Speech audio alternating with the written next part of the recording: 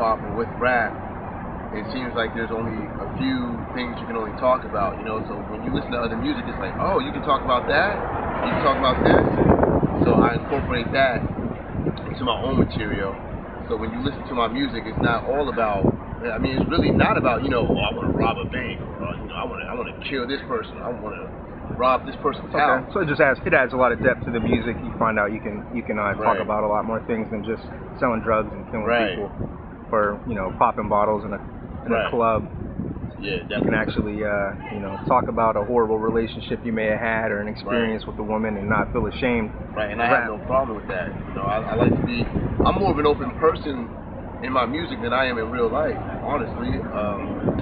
So like you said, like if I just had a horrible relationship and it really messed me up emotionally, I'll put it on paper and I'll put it on wax and let everybody know. So maybe you can connect to it, maybe you can relate to it or learn something from it. I noticed one of the reasons why I like your music a lot more than other artists in Erie was basically because it was like you weren't afraid to talk about embarrassing non-macho things, because that's usually what's popular in rap, is to be macho, not show any emotion, not be fazed by, you know, the opposite sex. And like some of your songs that I listen to, you almost talk about like pretty embarrassing moments, or and I find that genuine and it's real. Right. I think what makes me macho is that I'm not afraid to show my vulnerability. I think showing your weakness is a strength, and it's like, you know, there's just some things in life you can't run from, you know? Like, we've all made mistakes. We've all been through a lot of bullshit, and with music, that's just not my way of getting it out, you know? Like, my regrets, my mistakes, my setbacks. It's like, why not talk about it, you know? Because it really happened, it's true, and I'm pretty sure the next man went through what I went through, so yeah, I'm going to talk about it. Why not?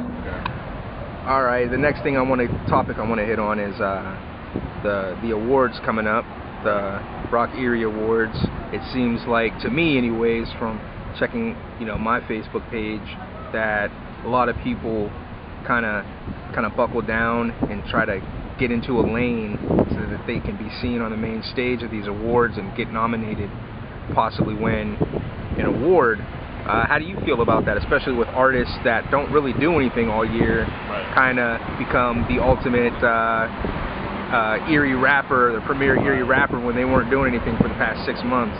I mean, for one, it's a good thing, and it's a good opportunity for all of us, to be a part of. To win that award is huge. It just, it gives us more exposure as artists, and it looks good. You know, it's a potential that I definitely want to have.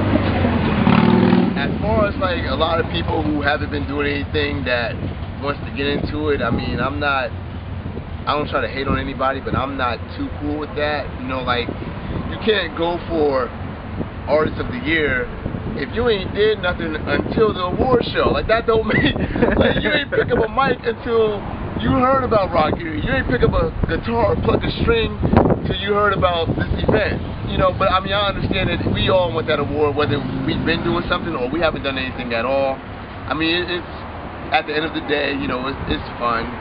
You know, but for me to be a part of it, it's weird, you know, because I've never been a part of this before. You know, for the past couple years, a few people were trying to get me to do it. And honestly, I didn't feel like I was ready. Now that I got a lot of shows under my belt, and, you know, I put out 2 CDs and more people know me, I feel like now is the right time to get into it. And I just hope that whoever is running Rock Erie are looking my way so I can get nominated. But, you know, it's all fun, and I'm happy and I'm grateful to be a part of it. All right, I wanted to talk about your two mixtapes, or albums. I think you're called them mixtapes, right? Yeah, they were mixtapes. I actually sat down and listened to one. I ripped it in a digital format,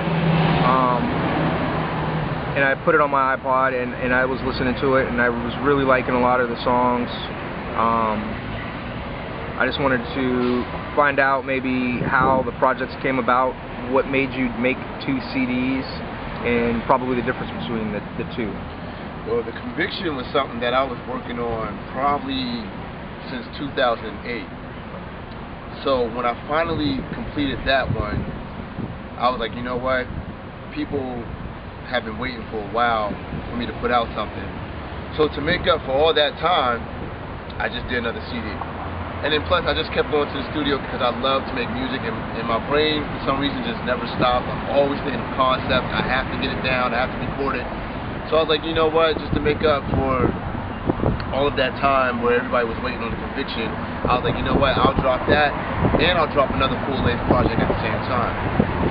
The Conviction is more of its various topics, and the overall theme is pretty much talking about, you know, hey, I'm human and I make mistakes, and you know, people are going to judge me for it, and I've judged others, and that's another mistake, and that's what it's all about. You know, I mean, you have your fun songs on there, and then you have your serious moments, but the whole thing, if you listen to it, I'm basically convicting myself.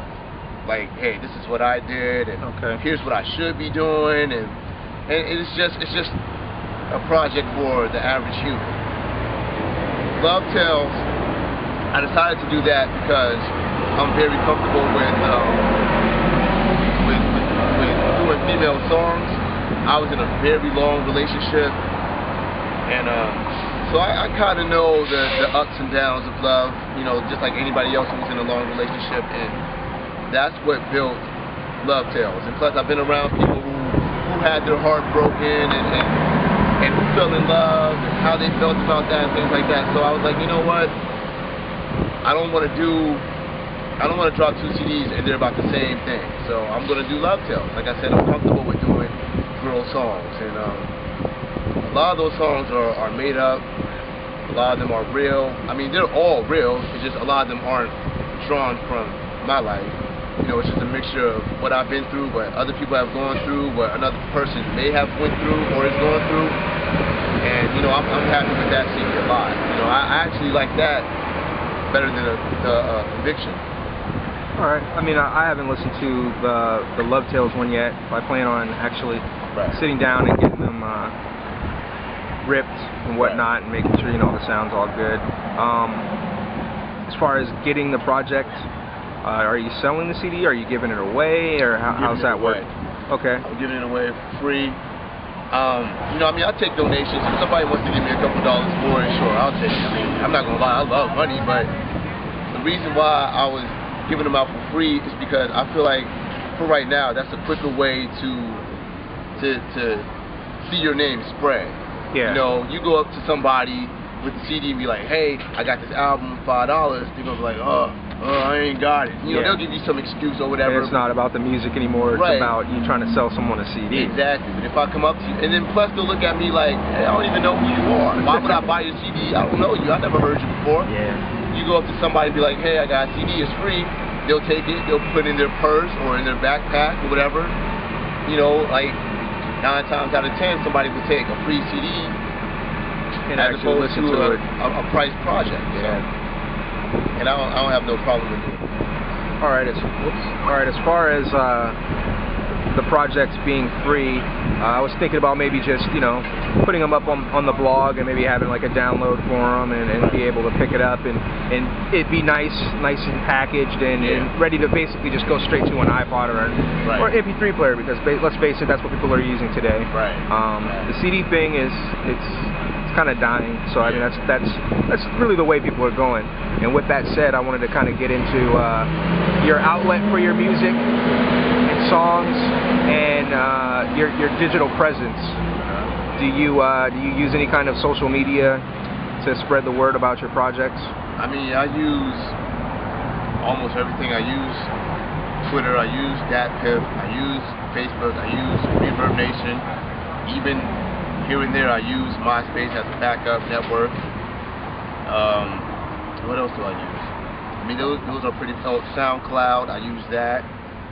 I mean, that's pretty much it. I use those sites to get the word out, and you know, there's those sites you can go and preview my music and all of that.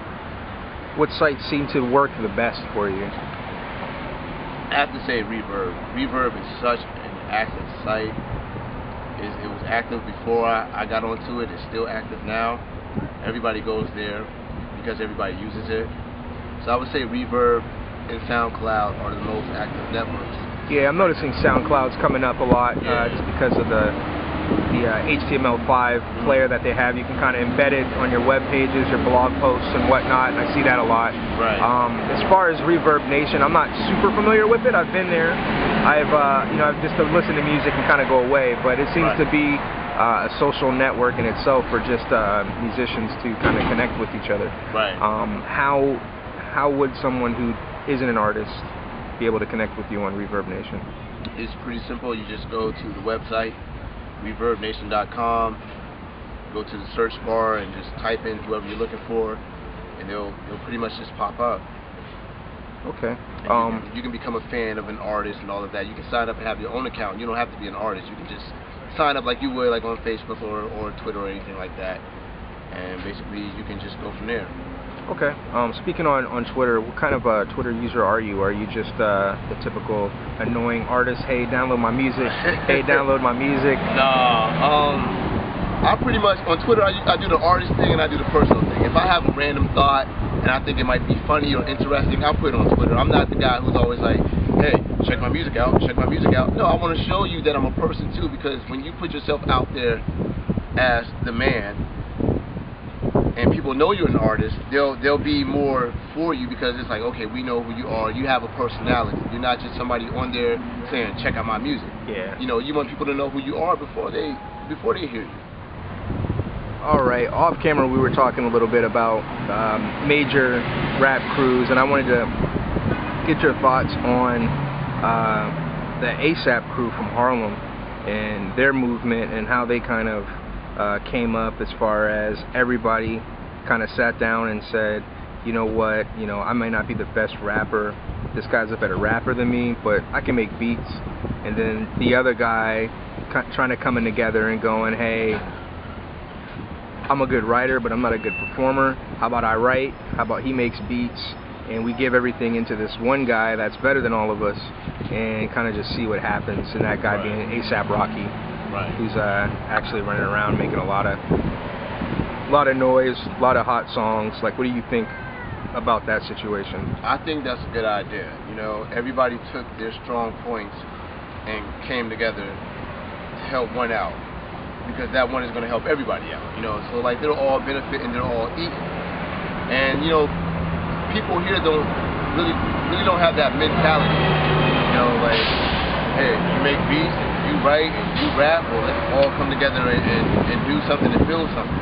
So the whole A$AP Rocky thing, that situation is a good idea. It's very relevant, and it's something that should be going on everywhere, honestly.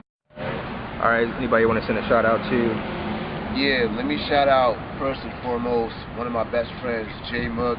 He's been by my side for years, helping me out with music. He's definitely somebody that I go to when I need help with, like, certain strategies and all of that. Shout out to him. Shout out to my man Leon Z. He just dropped his CD, The Believers. Well, his mixtape, you can download it off DatPiff.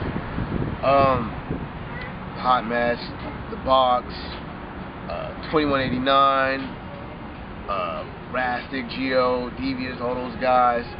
You, Manny, for doing this interview with me. Tap House for letting this interview go down here, and just everybody that's doing their thing. All right.